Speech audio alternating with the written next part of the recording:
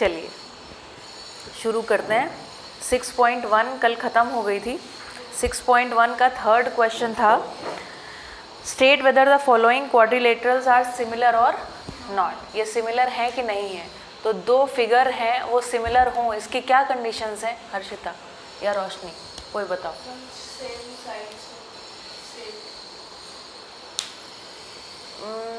ठीक से बताइए, जैसे मैथमेटिकली बताया जाता है। अनामिका बताओ। हाँ, यस। और सेकंड, यस, है ना। और रेशियो अथवा proportion of the corresponding sides भी बराबर हो। ठीक, तो इससे हम क्या सिद्ध कर सकते हैं कि ये जो दो गिवन फिगर हैं ये क्या हैं, सिमिलर फिगर्स हैं। अच्छा चलो तुमसे एक क्वेश्चन पूछ लेते हैं, पहले इसके आगे बढ़ें। ये बताओ रेशियो प्रोपोर्शन क्या होते हैं।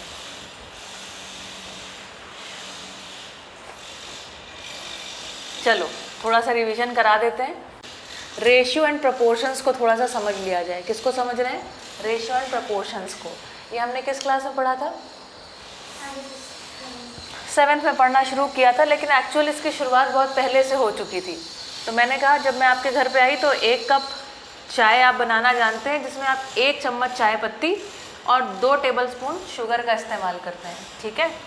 और ये बताओ अगर 2 कप बनानी पड़ी इसी प्रकार की चाय तो क्या बना लोगे? तो कितने चम्मच चाय पत्ती डालोगे और शुगर कितनी डालोगे? 3 कप बनाने के लिए क्या करोगे? 3 चम्मच चाय पत्ती, और ये जो कर रहे हो ना इसी का नाम रेशियो और प्रोपोर्शन है। ठीक, ये जो है ये बेसिकली क्या बताता है, टी लीव्स और शुगर का रेशियो कितना है? 1:2। इसको कैसे लिख देते थे? 1:2। ठीक, और इसके बाद ये जो चीज़ है इसका नाम है रेशियो, ठीक है। और देखो यहाँ पर क्या हो गया इसका रेशियो 2/4। इसको सिंप्लीफाई करोगे तो 1/2। ये जो सिंप्लीफाइड चीज़ है ना, सिंप्लीफाई करने के बाद निकल के आता है, इसको बोलते हैं रेशियो। क्या बोलते हैं? रेशियो।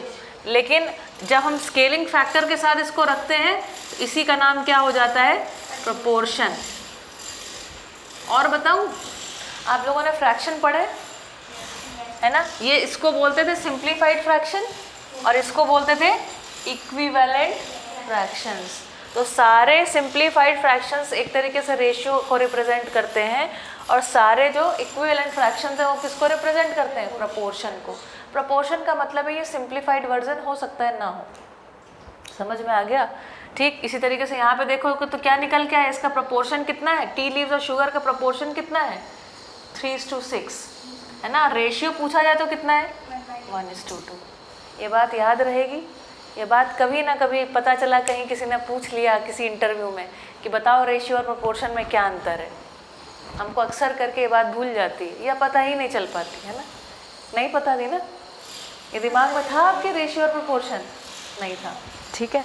चलिए, तो मैं आपको ये बताना चाहती थी, तो हम अभी जब कह रहे हैं ना कि जो हमारे पास जो साइड्स हैं उनका रेशियो अथवा प्रोपोर्शन क्या हो? सेम टू सेम हो। रेशियो सेम टू सेम हो मतलब सिंप्लीफाइड करने के बाद वो सेम टू सेम आ जाए, या प्रोपोर्शन भी सेम हो तो फिर से सिंप्लीफाई होकर सेम टू सेम आ जाएगा। अभी बात पकड़ में आई? ठीक, इसलिए हर क्लास को पढ़ना ज़रूरी है, नहीं तो क्या होता है थोड़ा थोड़ा मिस होता जाता है, ठीक है। अच्छा, और बताओ, और इसके अलावा हमने क्या चीज़ सीखी थी? एक और चीज़ मैंने कही थी, इसको याद रखना। कल कुछ कहा था याद रखने के लिए? कहा तो था। देखो देखो देखो क्या कहा था। 2 चीज़ें थी, मैंने कहा थी 2 बातें याद रखना, ठीक है।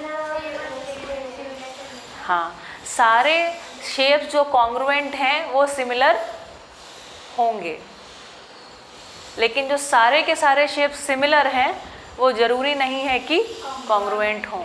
ठीक, ये 2 बातें मैंने कल कही थी कि इन बातों को याद रखिएगा। ठीक, अब इसके आगे, अच्छा 6.1 का थर्ड जो क्वेश्चन है उसको एक बार देख लेते हैं। आपने उम्मीद करते हैं ठीक से किया होगा। तो सिमिलर होने की हमारे पास कंडीशन क्या है कि सारे corresponding angle same to same होने चाहिए, और दूसरी बात जो करस्पॉन्डिंग साइड के रेशियो हैं वो क्या होने चाहिए, सेम टू सेम होने चाहिए। चलो तो क्वेश्चन नंबर 3 से एक बार करते हैं शुरुआत, ठीक है। तो यहाँ पे आप लिखेंगे, है ना, फॉर टू फिगर्स टू, यहाँ पे लिखिएगा for two figures to be similar. दिख रहा है आपको कैसे लिखा मैंने, आप लिखिएगा for two figures to be similar, number 1 पहली कंडीशन क्या सेटिस्फाई होनी चाहिए, corresponding angles must be same, है ना। Second, the ratio of the ratio और proportion of the corresponding sides should be equal, ठीक है। चलो तो पहली कंडीशन को चेक करते हैं। पहली कंडीशन को चेक करने के लिए लिखिएगा, चलो चेक किया जाए तो एंगल, ओ करस्पॉन्डिंग एंगल्स तो सेम ही नहीं है ना, दिख रहा है, तो बस ख़त्म हो गया क्वेश्चन, ठीक। अच्छा, इसके बाद आपने कहा कि चूंकि हमारे पास इसमें तो सारे 90 डिग्री एंगल्स हैं, लेकिन यहाँ पर तो 90 डिग्री एंगल्स दिए नहीं गए, तो चूंकि सारे एंगल सेम नहीं, corresponding, because corresponding angles are not same, so these figures are not similar, है ना। तो अच्छा, यहाँ पे और ध्यान से देखिए, करस्पॉन्डिंग एंगल, करस्पॉन्डिंग साइड्स के रेशियो सेम है क्या, तो रेशियो सेम है, 1.5/3 दैट इज इक्वल टू 1/2, है ना। हर बार ये 1/2 निकल के आ रहा है, तो आंसर में लिखेंगे although the ratio of the corresponding sides are equal but the corresponding angles are not equal, hence we can say that, or hence we will say that these two figures are not similar, ठीक। उम्मीद करते हैं आपने ऐसे ही किया होगा, ठीक है, अच्छी बात है। चलो बस इतना ही पूछना था मुझे। आगे कुछ पीछे का फिर से याद दिलाती हूँ, क्योंकि वही सब चीज़ें इस्तेमाल में आने वाली हैं, ठीक। देखो, ट्रायंगल्स याद है, ट्रायंगल्स की थ्योरम्स याद है, नहीं याद है, वेरी गुड, चलो कोई बात नहीं। Area of any triangle, area of any triangle, या फिर ऐसे याद करने की कोशिश करो, area of a right angle triangle. ये आप पढ़ते हो आई थिंक 8th स्टैंडर्ड में, area of a right angle triangle, याद है कुछ? राइट एंगल ट्रायंगल ऐसे बनाते थे, है ना, और इसको हम बोलते थे हाइट, इसको बोलते थे बेस, बेस बी, इसको बोलते थे हाइट एच। तो एरिया ऑफ द ट्रायंगल कैसे दिया जाता था? एरिया का फॉर्मूला क्या होता था? Area of triangle A B C, कुछ याद है? हाँ, very good, half base into height, very good, ठीक। एक्चुअली में ये सिर्फ राइट एंगल के लिए ट्रू नहीं है, ये किसी भी ट्रायंगल के लिए ट्रू है, किसी भी ट्रायंगल के लिए ट्रू है ना। लेकिन आप जब निकाल रहे थे 8th में, तो आपको इसी प्रकार से सिखाया गया था। जैसे कि हमारे पास मान लो ऐसा कोई हमारे पास ट्रायंगल बना हो, ठीक। अब चक्कर क्या था, इस तरीके के ट्रायंगल्स में आप लोगों ने ये नहीं सीखा था कि हमारे पास ये परपेंडिकुलर लेंथ दी हो। लेकिन अगर तुम्हें परपेंडिकुलर लेंथ दी हो, है ना, जैसे ये हमारे पास बेस हो गया, ठीक है, ये क्या है हमारा बेस, और इसके जो बेस के अलावा, जो बेस जिस 2 पॉइंट से मिलकर के बना है, उसके अलावा का जो तीसरा वर्टेक्स है ना, वहाँ से अगर 90 डिग्री बनाती हुई हम एक लाइन खींचते हैं, इसका नाम क्या होता है? परपेंडिकुलर। इसका नाम क्या होता है? परपेंडिकुलर, ठीक है। अगर तुमको ये पता हो तो मज़ेदार बात क्या है, इसका भी हम एरिया कैसे निकाल सकते हैं? इसको ABC की जगह PQR लिख दिया जाए, PQR। तो देखो एरिया को ऐसे भी लिखते हैं AR, है ना, एरिया ऑफ, ब्रैकेट में लिखा ट्रायंगल PQR, है ना, इसको मान लो L, ठीक। तो एरिया ऑफ ट्रायंगल PQR कैसे लिख सकते हैं? सेम फॉर्मूले से लिखा जा सकता है, हाफ बेस की हाइट क्या, बेस की लेंथ क्या है? QR, और हाइट कितनी है? PL, वेरी गुड, PL, ठीक है। अच्छा, बस आपकी याददाश्त को थोड़ा सा और रिफ्रेश कर दें, आपको याद दिला देते हैं कि आप लोगों ने हेरॉन्स फॉर्मूला करके 9th में एक पढ़ा है, हेरॉन्स फॉर्मूला, हेरॉन्स फॉर्मूला, ठीक। हेरॉन्स फॉर्मूला एक और तरीका होता है हमारे पास ट्रायंगल के एरिया को निकालने का। एरिया मतलब समझते हो ना, एनक्लोज्ड जो रीजन है उसको एरिया बोलते हैं। अगर हमारे पास ये ABC इस प्रकार से है, ये साइड A है, ये B है और ये C है, तो याद है क्या फॉर्मूले से एरिया निकालते थे? कहते थे S = A + B + C/2, है ना, और एरिया ऑफ ट्राइंगल ABC कितना देते थे, under root S, S minus A, S minus B, S minus, ये याद आ गया। ठीक है, सिर्फ आपको रिवाइज करा रही हूँ ताकि आपके पास एक तारतम्य बना रहे कि कहाँ से चीज़ें जुड़ रही हैं। ठीक है, या आपने हर एक अलग अलग क्लास में कुछ चीज़ें पढ़ी हैं, ठीक है, बस जुड़ता नहीं है, यहाँ पे प्रॉब्लम हो जाती है। ठीक है, तो area of a right angle triangle करके पढ़ा था। राइट एंगल ट्रायंगल में नेचुरली आपको हाइट पता रहती थी तो सीधा आप निकाल लेते थे, लेकिन अगर आपको राइट एंगल ट्रायंगल ना भी हो, कोई सिंपल ट्रायंगल हो, तो भी अगर आपको हाइट और बेस पता हो तो आप बड़े आराम से क्या कर सकते हैं, बड़े आराम से एरिया निकाल सकते हैं। आपको हाइट ना पता हो, सिर्फ तीनों साइड्स पता हो, तो भी आप एरिया निकाल सकते हैं। ठीक, आपको और याद दिला दूँ कहो तो, है ना, इक्विलेटरल ट्रायंगल का एरिया याद है कितना था, हेरोन्स फॉर्मूला वाले चैप्टर में ही था। हाँ बोलो,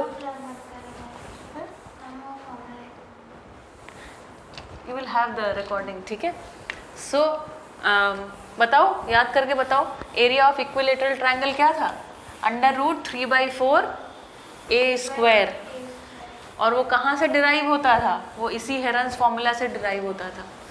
ठीक है, ठीक, आई होप याद आ गया हो आपको। याद नहीं आया, याद आ गया, आपको याद आया, थोड़ा बहुत याद आ गया, थोड़ा बहुत तो आ ही गया होगा, है ना। चलो ठीक, तो यहाँ तक कितनी बातें पकड़ में आई।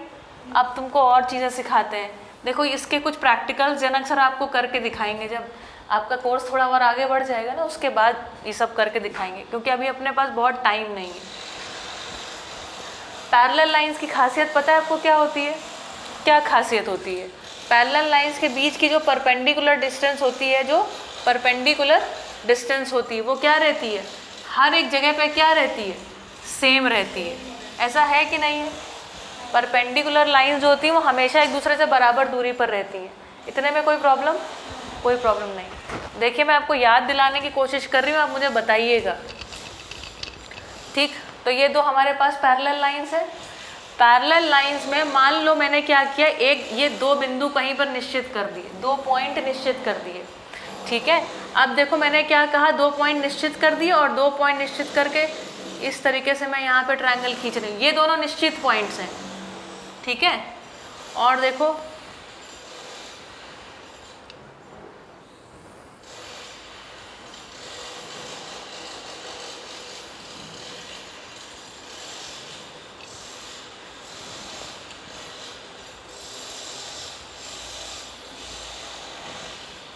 इतने सारे ट्रायंगल्स मैंने बनाए। मैंने क्या निश्चित रखा है? मैंने निश्चित रखा है बेस, या ए बी जो है वो क्या पॉइंट है, निश्चित है। निश्चित है कि नहीं है? और हम इससे जितने मर्जी उतने हम ट्रायंगल्स खींच रहे हैं, जो कि कहाँ तक छू रहा है, अगली पैरेलल लाइन जो है उसको छू रहा है। ठीक है, अब बताइए इससे रिलेटेड कौन से थ्योरम पढ़ के आए हैं, क्या याद आ रहा है? सारे हिंट्स दे दिए मैंने, याद करो। ये बेस है। पैरेलल लाइन जो होती हैं उनके बीच जो हाइट होती है, परपेंडिकुलर हाइट जो है वो सेम रहती है। अब मुझे आप थ्योरम याद करके बताइए, तब तक मैं पानी पी लूँ।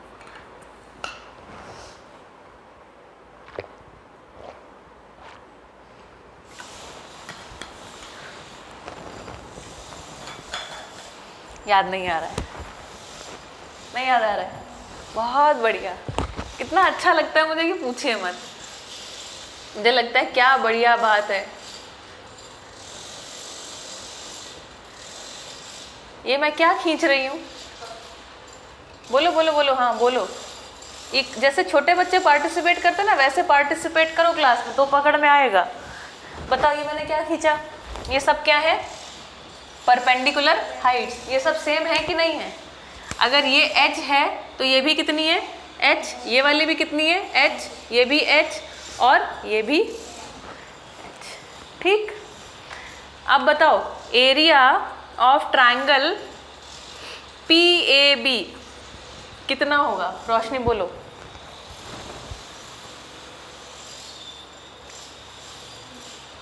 हाँ बोलो। 1/2 b इंटू एच, अगर इसको मैं b मान लूँ, ठीक है। Area of triangle Q A B कितना होगा? हाफ, बोलो Anamika, b into H. Area of triangle R A B कितना होगा? Area of S A B कितना होगा? बहुत बहुत धन्यवाद। Area of triangle T A B कितना होगा? लो भाई, थ्योरम का मैंने प्रूव करके दिखा दिया। यहाँ पे ट्रायंगल ट्रायंगल लिखना नहीं भूलेंगे क्योंकि एरिया ऑफ ट्रायंगल है। क्या थ्योरम निकल के आई? Area of the triangles made between two parallel lines remain same और आर सेम। बात समझ में आई? दो पैरेलल लाइन के बीच में बने हुए जो ट्रायंगल्स हैं उन सभी का एरिया क्या होता है? सेम होता है। क्यों सेम होता है? क्योंकि हाइट सेम रहती है और चूंकि हमारे पास बेस फिक्स है तो हाफ बी इंटू एच होने के कारण सभी के सभी एरिया क्या होंगे? सेम टू सेम होंगे। ठीक, चलिए तो यहाँ से आपका चैप्टर ये शुरू 6.2 शुरू होती है। इसको पॉज कर दीजिए और इसको नोट कर लीजिए। ठीक, चलिए पढ़ा जाए फिर 6.3 है ना, जहाँ नोट्स लिखे हैं वहाँ पे आइए। What can you say about the similarity of two triangles? तो अभी तक हमने जो 6.1 में पढ़ा था वो क्या पढ़ा था? हमने पढ़ा कि दो फिगर कैसे सिमिलर होते हैं। ठीक, अब कह रहे हैं कि अब हम ट्रायंगल्स पे आते हैं। Page number 123। ठीक, यू मे रिकॉल, है ना, आप रिकॉल कर पाओगे that triangle is also a polygon, है कि नहीं है पॉलीगन? ठीक है, कितनी साइड्स होती हैं? 3। पॉलीगन मतलब क्या होता है? पॉली मतलब मैनी, GON गॉन मतलब साइड्स। ठीक है, so we can state that, इसलिए हम ऐसा कह सकते हैं, है ना, so we can state the same conditions for the similarity of two triangles. Conditions मतलब शर्त है, अगर ये दोनों शर्तें पूरी होंगी तभी हम कहेंगे कि ये ट्रायंगल्स कैसे हैं? सिमिलर है। वो दो कंडीशंस क्या थी? Corresponding angles must be same, हाँ, या इक्वल, एंड करस्पॉन्डिंग जो हमारे साइड्स हैं उनका रेशियो और proportion must be same, they must be in same ratio. तो देखो यही लिखा है आगे, that is two triangles are similar if number 1 their corresponding angles are equal and their corresponding sides are in the same ratio और proportion। Ratio proportion अभी आपके दिमाग में क्लियर हो गया है? क्लियर, बढ़िया। नोट दैट मतलब अब इस बात पे जरा ध्यान दीजिएगा। जब भी कहते हैं ना नोट दैट, मतलब इस पे ध्यान दीजिए। क्या ध्यान देने को कह रहे हैं? Note that if corresponding angles of two triangles are equal, है ना, then they are known as equiangular triangles. ठीक, एक नया नाम दे दिया। क्या नाम दे दिया? जैसे कल स्केल फैक्टर को क्या नाम दिया था? मैंने कहा था कि मैं ही पूछूंगी, है ना। एक नाम दिया था स्केल फैक्टर के लिए, रिप्रेजेंटेटिव फ्रैक्शन। ठीक, अभी क्या एक नाम आपको और बताया, यहाँ पर कह रहे हैं ध्यान दीजिए। क्या ध्यान देने की बात कही? अगर दो ऐसे ट्रायंगल हैं जिनके सारे जो करस्पॉन्डिंग एंगल्स हैं वो सेम टू सेम है तो उनके लिए क्या नया नाम दिया? Equi angular. इक्वी मतलब बराबर, एंगुलर मतलब एंगल। कौन सा एंगल? Corresponding angles. ठीक, करस्पॉन्डिंग एंगल या करस्पॉन्डिंग साइड्स के लिए आपको कुछ एक सिंबल बताया गया था, कैसे खींचते थे वो साइड्स के लिए? डबल साइडेड एरो, याद आया? Double sided arrow. चलो, a famous Greek mathematician Thales gave an important truth relating to two equiangular triangles which is as follows। अब इस बात को थोड़ा गहराई से समझना पड़ेगा कि थेल्स नाम का व्यक्ति था, जो ट्रूथ था उसको उसने ऑब्जर्व किया है। ट्रूथ कोई बताता नहीं है, कोई बनाता नहीं है, है ना। ट्रूथ रहता ही है, कोई व्यक्ति उसको ऑब्जर्व कर लेता है। ठीक, तो थेल्स नाम का जो मैथमेटिशियन है, ग्रीस से बिलोंग करते हैं ये, ठीक है। इन्होंने एक जो सत्य था उसको ऑब्जर्व किया और ऑब्जर्व करके उन्होंने बताया। क्या बताया इन्होंने? The ratio of any two corresponding sides, ratio किसका? Of any two corresponding sides in two equiangular triangles is always the same. अगर दो इक्वी एंगुलर ट्राइंगल्स हैं तो क्या होने वाला? उनकी जो करस्पॉन्डिंग साइड्स हैं उसका रेशियो क्या होने वाला है? वो सेम होने वाला है। मतलब ये क्या होने वाले हैं? Similar triangles. नहीं, यही तो कह दिया उन्होंने। क्या कहा? फिर से पढ़िए इसको एक बार, पढ़ो अनामिका, पढ़ो, जोर से बोल के पढ़ो। The ratio of any two corresponding sides in a two equiangular triangles is always the same. ठीक, तो उन्होंने कहा अगर कोई इक्वी एंगुलर ट्राइंगल्स हैं, क्या है? इक्वी एंगुलर, है ना। जहाँ मैंने एक लगाया तो इसका ये करस्पॉन्डिंग एंगल है, मतलब ये सेम टू सेम है। यहाँ पर मैंने दो लगाया, ये इसके करस्पॉन्डिंग है, मतलब ये दोनों सेम है। इसको मैंने 1 2 3 से रिप्रेजेंट कर दिया, मतलब ये तीनों सेम है। ठीक, वैसे मैंने जानबूझ के थोड़ा ये एक इक्विलेटरल टाइप का ट्राइंगल बनाया है। तो थेल्स ने क्या थ्योरम दी है? थेल्स ने कहा अगर ऐसे दो ट्राइंगल्स हैं जो कि क्या है? इक्वी एंगुलर हैं, तो इनके जो करस्पॉन्डिंग साइड्स का रेशियो है वो क्या रहने वाला है? सेम रहने वाला है। चलो मुझे बोल के लिखवाओ क्या कहने की कोशिश कर रहे हैं, इसको थ्योरम को कैसे लिखा जाए।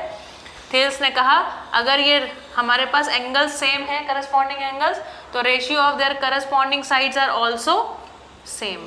बोलो, अगला बोलो, क्या लिखे? BC upon is equal to CA upon, ये है थेल्स थ्योरम। और ये इसी को आप अभी क्या समझ चुके हैं कि यही है सिमिलैरिटी की दूसरी कंडीशन। ठीक, तो अभी हम कुल मिला के इतिहास पढ़ रहे हैं कि सिमिलर ट्रायंगल का इतिहास क्या है, कहाँ से बात चालू हुई। ठीक, आगे कह रहे हैं इट इज़ बिलीव्ड दैट, ऐसा माना जाता है कि he had used a result called the basic proportionality theorem. तो एक और थ्योरम है जिसका नाम है बेसिक प्रोपोर्शनैलिटी थ्योरम। बेसिक मतलब आधारभूत, ठीक है। प्रोपोर्शनल आप समझते हैं, ठीक, उसका नाम है basic proportionality theorem, now known as Thales theorem. तो अब नाम याद रखिएगा, बेसिक प्रोपोर्शनैलिटी थ्योरम का ही दूसरा नाम क्या है? Thales theorem. और थेल्स ने मूल रूप से क्या कहा है कि अगर दो ट्रायंगल्स हैं जो कि क्या है? इक्वी एंगुलर हैं, तो उनके करस्पॉन्डिंग साइड्स का रेशियो सेम रहता है। ठीक, चलो अब एक एक्टिविटी है जो मैं चाहती हूँ एक्चुअली आप लोग करेंगे, ठीक है। चलो activity 2, draw any angle XAY। आप सभी स्केल और सब लेके आए आज, ठीक। तो मैं इसको पहले पढ़ती हूँ फिर आप ड्रॉ करके देखिए।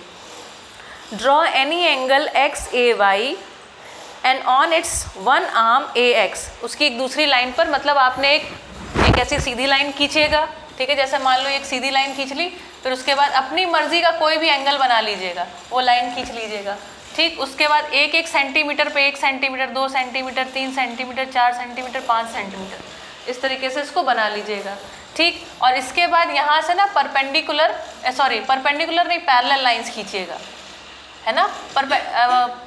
पैरेलल लाइन कैसे खींचेंगे? तो पैरेलल लाइन मतलब एक लाइन आप किसी भी एंगल पे खींच लीजिएगा। प्रोट्रैक्टर आप सभी के पास है, ठीक। जैसे मान लो मैंने इसको 105 डिग्री पे खींच दिया, इसके बेस के साथ इसने कितना डिग्री का एंगल बनाया? 105 डिग्री का। तो पैरेलल लाइन का मतलब क्या होता है? ये भी कितना एंगल बनाएगी? 105 डिग्री का। फिर ये भी कितना बनाएगी? 105 डिग्री का। इसमें तो कोई प्रॉब्लम नहीं है, ठीक। इस तरीके से हम कुछ खींच लेंगे और उसके बाद कह रहे हैं जरा नाप के देखिए, है ना। जैसे ये 1 सेंटीमीटर आपने बनाया, 1 बना लेना, 2 बना लेना, तुम्हारी मर्जी हो। चलो 2 पे लगा लेना, 2 सेंटीमीटर। ये वाला कितना हो जाएगा फिर? 4 सेंटीमीटर। ये कितना है? 6 सेंटीमीटर। यहाँ से यहाँ तक 8 और इस तरीके से 10, ठीक। कह रहे हैं ये जरा खींच लो और खींचने के बाद कुछ चीज़ों के और रेशियो निकलवाएंगे वो, ठीक है। तो आप रेशियो निकालिएगा। प्रोसेस समझ में आ गया? अब मैं पढ़ती हूँ। Draw any angle XAY, draw कर लोगे, मर्जी तुम्हारी, उतने डिग्री का एंगल बना लेना, ठीक। मार्क पॉइंट्स से 5 points P, Q, D, R and B। 5 points को इसमें रख लेना जो कि क्या हो? इक्वी डिस्टेंट हो, है ना। सच दैट इक्विडिस्टेंस, मैंने क्यों बोला वो आगे बता रहे हैं, A P is equal to P Q is equal to Q D is equal to D R is equal to R B. इसका मतलब क्या है, ये सब एक दूसरे से इक्विडिस्टेंट है, ठीक, सब एक दूसरे से नहीं, मतलब ए के बाद पी उतनी दूरी पर है, पी के बाद क्यू उतनी दूरी पर। नाउ थ्रू बी, फिर बी से होती हुई draw any line intersecting arm A Y at C, B से होती हुई एक ऐसी लाइन खींचो जो ए वाई को सी पर कहीं पर कट कर जाए, ठीक। फिर कह रहे हैं उसके बाद पैरेलल लाइंस खींचना चालू करो, उसी के पैरेलल जितने डिग्री का एंगल बनाया होगा, ठीक। तो कह रहे हैं ठीक है, also through the point D, और फिर डी से होती हुई draw a line parallel to B C to intersect A C at E. ये बात समझ में आई, ठीक। You observe from your construction, अब तुमने ही कंस्ट्रक्शन किया, तुम्हारे पास नापने के लिए स्केल है, तो क्या जरा नाप के बताओ, है ना, कि क्या भाई इसके आगे क्या ऑब्जर्वेशन है। Do you observe from your construction that A D upon D B is equal to 3/2, A D upon D B जो है वो 3/2 है, ये ऑब्जर्व करेंगे कि नहीं करेंगे। मान लो ये वैल्यू अगर x है तो ये यहाँ से यहाँ तक की कितनी हो जाएगी 2x, यहाँ से यहाँ तक 3x, फिर 4x, फिर 5x, होगी कि नहीं होगी। तो अगर इसको दिस अपॉन दिस करना है तो कर पाओगे कि नहीं कर पाओगे, कर पाओगे, ठीक। अब मैं चाहती हूँ अब आप इसको अटेम्प्ट करिए, अटकिए और पूछिए, ठीक। x a y, ठीक है, तो इस पॉइंट को हमने रखा है नाम a, ये रे का मतलब एक सीधी लाइन है, ठीक है, और x रे क्यों कह रहे हैं, मतलब ये आगे कितनी भी बढ़ सकती है, ठीक। तो draw any angle x a y, draw कर लिया, and on it's one arm ax, इसकी एक आर्म जो ax है, मार्क पॉइंट्स से 5 पॉइंट्स, कोई 5 पॉइंट यहाँ से हमने लगाने हैं, है ना। उन पॉइंट्स का नाम दे दिया, किसी का P, Q, D, R और B, ठीक। फिर क्या कह रहे हैं, such that AP is equal to P Q is equal to Q D D R और आर बी। हमने क्या किया, अभी हमने जब कंस्ट्रक्शन किया तो इसको सबको 2-2 सेंटीमीटर के एक दूसरे से दूरी पर खींच दिया है, ठीक। तो अगर ये AP जो है वो 2 है तो AQ कितनी है 4 सेंटीमीटर, इसमें कोई डाउट है, कोई डाउट नहीं, ठीक। और फिर हमने क्या किया है यहाँ से, हाँ, नाउ थ्रू B, है ना, B से होते हुए कह रहे हैं एक लाइन खींचो, है ना, जो कि Y को C पर कहीं कट करे। अब हमारे पेज में तो ये निकल गया बाहर, तो हमने कोई बात नहीं, हमने किसी से भी खींचनी है। अल्टीमेट मुद्दा ये है कि कैसे हम पैरेलल लाइंस खींच दें, क्योंकि हमें क्या बनाने हैं, इक्वी एंगुलर ट्रायंगल्स बनाने हैं, ठीक है। तो हमने लेट्स से हम इसको कह देते हैं, ये इस पॉइंट को हमने E कह दिया, इसको C कह दिया, इसको हमने कोई पॉइंट T कह दिया, ठीक। चलो, तो अब कह रहे हैं इसको मेजर किया जाए, और मेजर करके हम बताएंगे कि बेसिक प्रोपोर्शनैलिटी थ्योरम क्या है, ठीक है। अब मेजरमेंट हम आपके सामने करेंगे। लाओ पेन दे दो मुझे, और हम यहाँ पर आपसे पूछ के लिखते जाते हैं। AP इज इक्वल टू कितने सेंटीमीटर, 2 सेंटीमीटर, है ना, और AQ कितना है 4 सेंटीमीटर, AD कितना है 6 सेंटीमीटर। यहाँ तक कोई डाउट नहीं है। हम जब खींच रहे थे तो हमने यहाँ पे कितने कितने डिग्री के एंगल बनाए हैं, 100 डिग्री के एंगल बनाए, ठीक। नाप के 100 डिग्री के एंगल बना रहे हैं। बेसिक प्रोपोर्शनैलिटी थ्योरम अथवा थेल्स थ्योरम क्या कहती है कि अगर 2 इक्वी एंगुलर ट्रायंगल हो, इक्वी एंगुलर ट्रायंगल मतलब हाँ, उनके करस्पॉन्डिंग एंगल्स क्या हो, हाँ, सेम हो, इक्वल हो, तो इन ट्रायंगल APE, है ना, तो APE में और AQC में देखो, तो A तो दोनों में कॉमन है, ए कॉमन एंगल है ना, जितना एंगल हमारा APE है क्या उतना ही एंगल AQC नहीं होगा, होगा, बिल्कुल हो। अगर ये 100 डिग्री है बेटा और ये पैरेलल लाइंस हैं, तो अगर ये बचा हुआ एंगल कितना हो जाएगा 80 डिग्री, होगा कि नहीं होगा, ये भी 80 डिग्री, ये भी 80 डिग्री, ठीक। और किसी भी अगर हमारे पास 2 एंगल सेम हो गए, 2 ट्रायंगल को कंपैरिजन करते समय, तीसरा अपने आप बराबर होगा, by the theorem of sum of internal angles, ठीक। तो ये वाला एंगल भी अपने आप सेम हो जाएगा। बोलो रोशनी, समझ में आ रहा है कि नहीं आ रहा है, इतना समझ में आ रहा है। तो अब ये हमारे पास APE और AQC क्या हो गए, इक्वी एंगुलर ट्रायंगल्स हो गए। तो हम कह सकते हैं APE and AQC are equiangular, very good, triangle, ये बनाया ट्रायंगल का साइन और ट्रायंगल्स ऐसे करके लिख दिया, ठीक। तो अभी थेल्स ने क्या बताया, थेल्स ने बताया कि अगर ऐसा हो तो इनके करस्पॉन्डिंग साइड्स का जो रेशियो है वो भी क्या होगा, सेम होगा, ठीक। तो ए का तो हमें साइड का पता है, जैसे हमने कहा AP AP के करस्पॉन्डिंग साइड क्या है बड़े ट्राइंगल की? AQ। तो AP अपॉन AQ कितना हो जाएगा? AP की वैल्यू क्या है? 2 और AQ की वैल्यू है 4। तो क्या रेशियो आया? अब उन्होंने कहा हमने तो ट्रूथ को ऑब्जर्व किया था, तो चलो ट्रूथ को हम ऑब्जर्व जो उन्होंने किया उसको हम नाप के देखें। तो अगर ऐसा है तो इसके करस्पॉन्डिंग क्या होना चाहिए? AE upon AC, they must also be equal to what? 1/2। अगर ऐसा निकल आया तो हम मान लेंगे कि ये बात सही है। ठीक, नापते हैं चलो। ठीक है, ये निकल के आया 4। AE is equal to 4 centimetre और AC इज इक्वल टू, वाह भाई वाह, AC is equal to 8 centimetre. बहुत बढ़िया हमने ट्रायंगल बना लिया, एकदम एग्जैक्ट निकल के आया। ठीक है, तो AE अपॉन AC कितना आया? 4/8। प्रपोर्शन में है कि नहीं है? क्योंकि रेशियो क्या आ गया? सेम आ गया, 1/2। तो इस ट्रूथ को किसने ऑब्जर्व किया था? थेल्स ने। इसलिए इसका नाम क्या है? Thales theorem. इसी का दूसरा नाम क्या है? Basic proportionality theorem. ठीक, चलो।